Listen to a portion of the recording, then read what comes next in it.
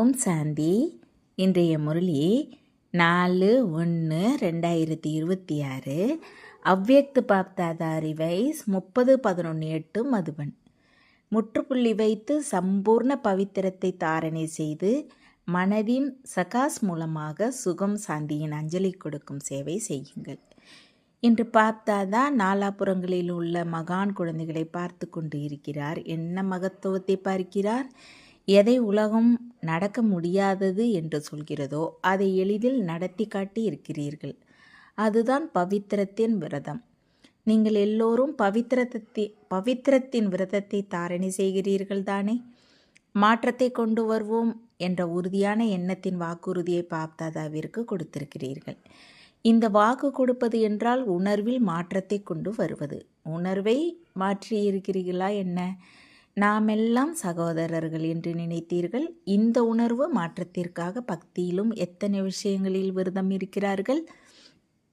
எனினும் நீங்கள் எல்லோரும் தந்தையிடம் உறுதியான எண்ணம் வைத்தீர்கள். ஏனென்றால் பிராமண வாழ்வின் அஸ்திவாரமே பவித்திரம்.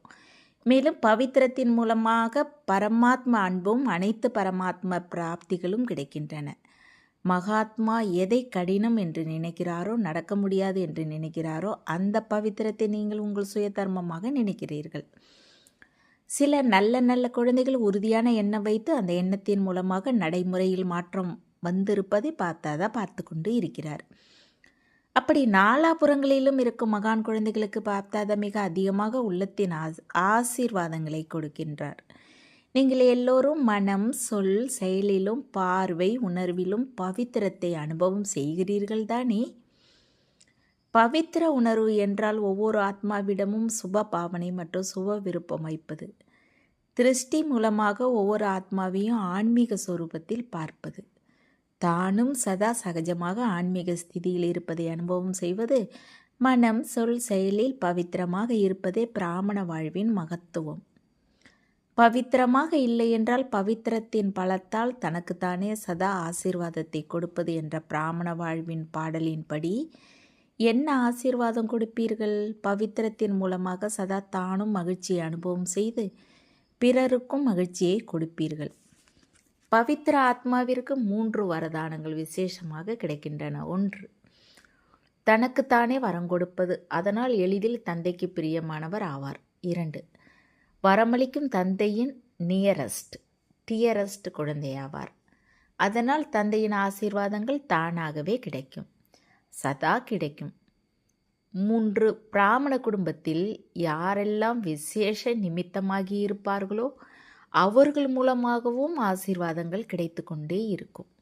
இந்த 3 ஆசீர்வாதங்களால் சதா பறந்து கொண்டே இருப்பார், பிறரையும் பறக்க வைத்து கொண்டே இருப்பார். அதனால் பவித்திரத்தின் பலத்தையும் பவித்திரத்தின் பலனையும் சதா அனுபவம் செய்கிறீர்களா?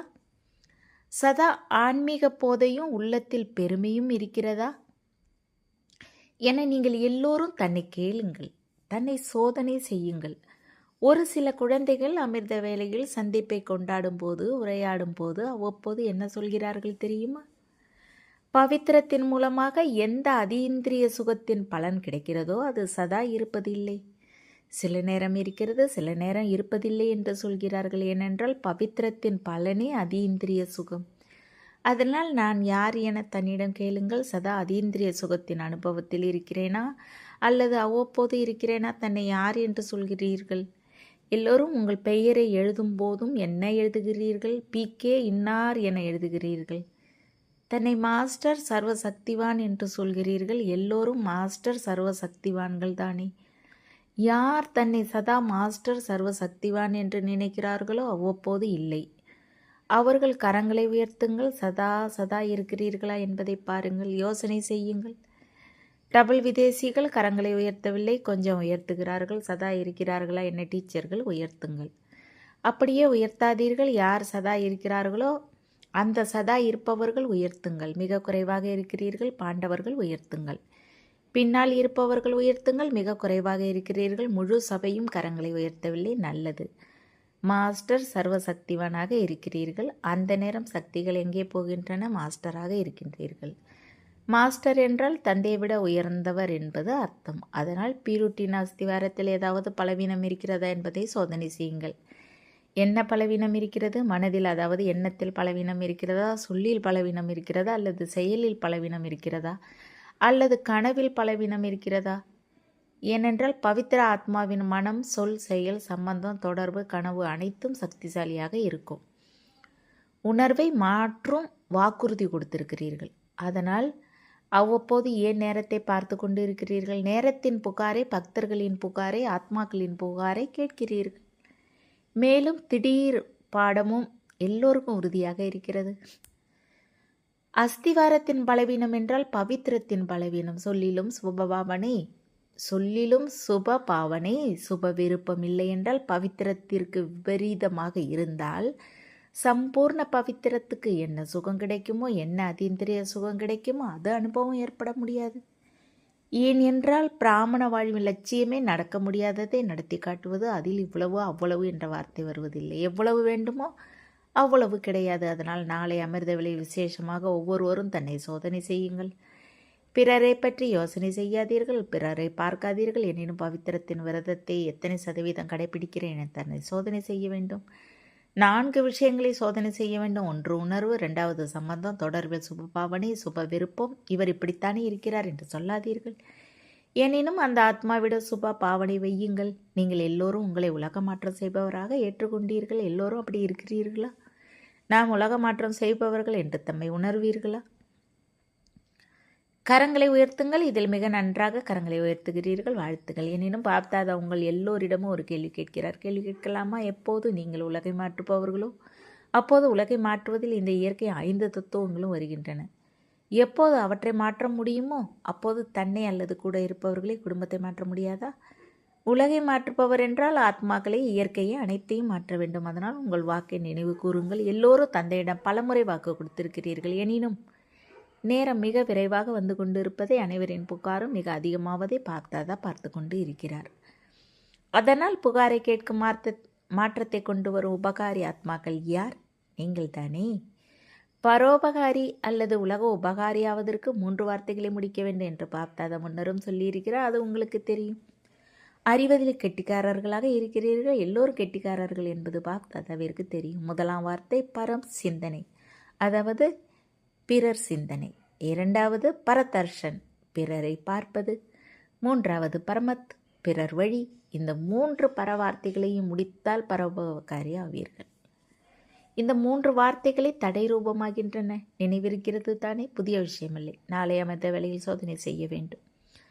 பாப்தாதாவும் வலம் வருவார். என்ன செய்கிறீர்கள் என்பதை பார்ப்பார். ஏனென்றால் நேரப்படி புகாரின்படி ஒவ்வொரு துக்கத்தில் இருக்கும் ஆத்மாவிற்கும் மனதின் சகாஸ் மூலமாக சுகம், சாந்தியின் அஞ்சலி கொடுப்பது இப்போது அவசியமாக இருக்கிறது. காரணம் என்ன?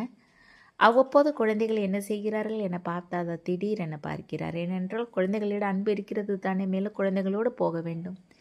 தனியாக போகக்கூடாது. கூடவே வருவீர்கள் தானே. கூடவே வருவீர்களா? முன்னால் இருப்பவர்கள் கரங்களை உயர்த்தவில்லை, வரமாட்டீர்களா? வர வேண்டும் தானே. பாப் தாதாவும் குழந்தைகளின் காரணத்தால் காத்து கொண்டு இருக்கிறார். அட்வான்ஸ் பார்ட்டி, உங்கள் தாதிகள், உங்கள் விசேஷ பாண்டவர்கள் உங்கள் எல்லோருக்காகவும் காத்திருக்கிறார்கள். நாம் எல்லோரும் ஒன்றாக போவோம் என அவர்களும் உள்ளத்தில் நல்ல வாக்குறுதி கொடுத்திருக்கிறார்கள். கொஞ்சம் பேர் இல்லை, எல்லோரும் ஒன்றாகவே கூட போவோம். அதனால் நாளை அமிர்த வேளையில் எந்த விஷயத்தில் குறை இருக்கிறது என்று தன்னை சோதனை செய்ய வேண்டும். மனதில் இருக்கிறதா, சொல்லில் இருக்கிறதா, அல்லது செயலில் வருவதில் குறை இருக்கிறதா? பார்த்தாத ஒரு முறை எல்லா சென்றுகளுக்கும் சென்று வந்தார். எதை பார்த்தார் என்று சொல்லலாமா?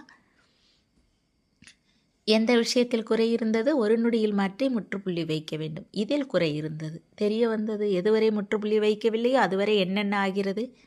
கடைசி நேரத்தின் கடைசி நொடி வரும் அப்போது முற்றுப்புள்ளி வைக்க வேண்டும் என்று பார்த்தாதா சொல்லியிருக்கிறார். எனினும் எதை பார்த்தார்? வைக்க வேண்டியது முற்றுப்புள்ளி, ஆனால் கமா வருகிறது.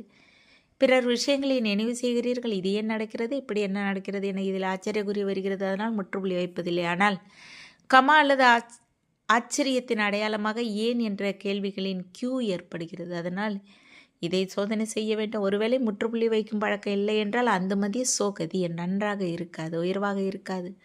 அதனால் குறிப்பாக நாளை அமிர்த வேளை சோதனை செய்ய வேண்டும், பிறகு மாற்ற வேண்டும் என்று பார்த்து அதை ஹோம்ஒர்க் கொடுக்கின்றார். அதனால் இப்போது 18 ஜனவரி வரை நொடியில் முற்றுப்புள்ளி வைப்பதற்கு அடிக்கடி பயிற்சி செய்யுங்கள். ஜனவரி மாதத்தில் பாப் சமான் ஆக வேண்டும் என்ற உற்சாகம் எல்லோருக்கும் வருகிறது தானே. அதனால் 18ஆம் நாள் வரை என்ன ரிசல்ட் இருந்தது, முற்றுப்புள்ளி வைத்தீர்களா அல்லது மற்ற குறிகள் வந்தனவா என்பதை அனைவரும் சீட்டில் எழுதி பெட்டியில் போட வேண்டும்.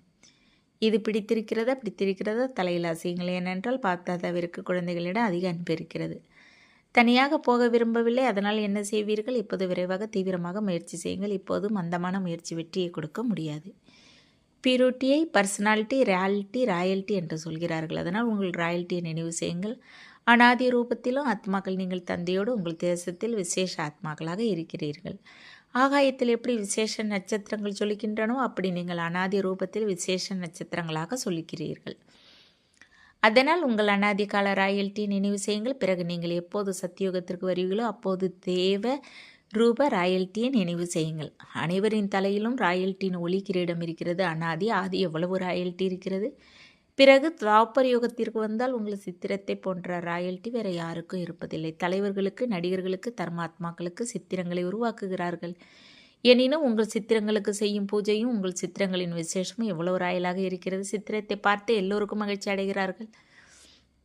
சித்திரங்கள் மூலமாகவும் எவ்வளவு ஆசீர்வாதங்களை பெறுகிறார்கள். இந்த எல்லா ராயல்ட்டியும் பவித்திரத்துக்கே இருக்கிறது. பவித்திரம் பிராமண வாழ்வின் பிறப்புரிமை.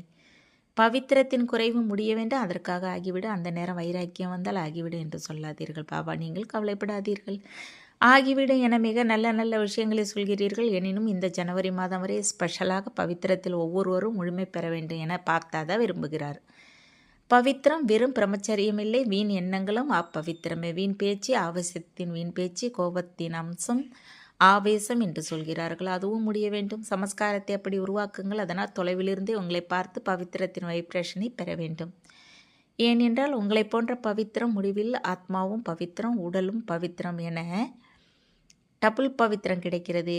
எப்போது எந்த குழந்தை முதலில் வந்தாலும் அந்த குழந்தைக்கு தந்தையின் எந்த வரதானம் கிடைக்கிறது நினைவிருக்கிறதா? பவித்திர பவ, யோகி பவ, 2 விஷயங்கள். ஒன்று பவித்திரம், மற்றது முற்றுப்புள்ளி. யோகி பிடித்திருக்கிறதா? பாப்தாதா அமிர்த வேளையில் வலம் வருவார். சென்றுகளுக்கும் வலம் வருவார். பாப்தாதாவால் ஒரு நொடியில் நாலாபுறமும் சுற்றி வர முடியும். அதனால் இந்த ஜனவரி அவ்யக்த மாதத்திற்கு ஏதாவது புதிய திட்டம் போடுங்கள். மனசேவை, மனதின் ஸ்திதி, அவ்யக்த கர்மம் மற்றும் சொல் இவற்றை அதிகமாக்குங்கள்.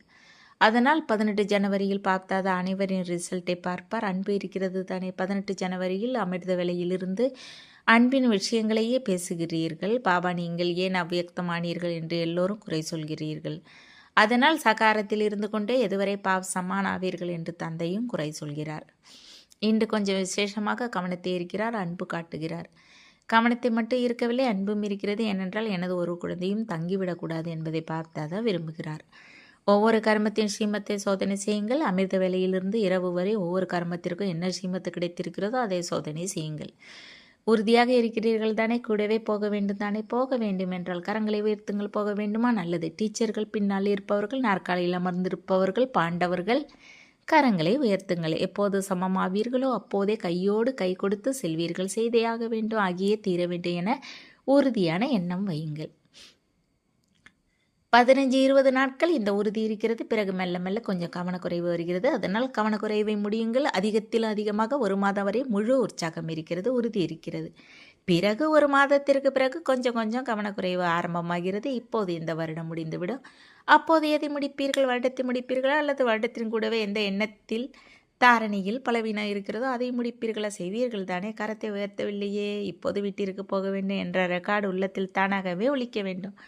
போக மட்டும் கூடாது, ஆனால் ராஜ்யத்திலும் வர வேண்டும். நல்லது. யார் முதன்முறையாக பாப்தாதாவை சந்திக்க வந்திருக்கிறார்களோ அவர்கள் கரங்களை உயர்த்துங்கள், எழுந்து நெல்லுங்கள். முதன்முறை வந்திருப்பவர்களுக்கு விசேஷமாக வாழ்த்து கொடுக்கிறார். லேட்டாக வந்திருக்கிறீர்கள், டூ லேட்டில் வரவில்லை. எனினும் தீவிர முயற்சியின் வரதானத்தை சதா நினைவில் வைக்க வேண்டும். தீவிர முயற்சி செய்தே ஆக வேண்டும். செய்வோம்.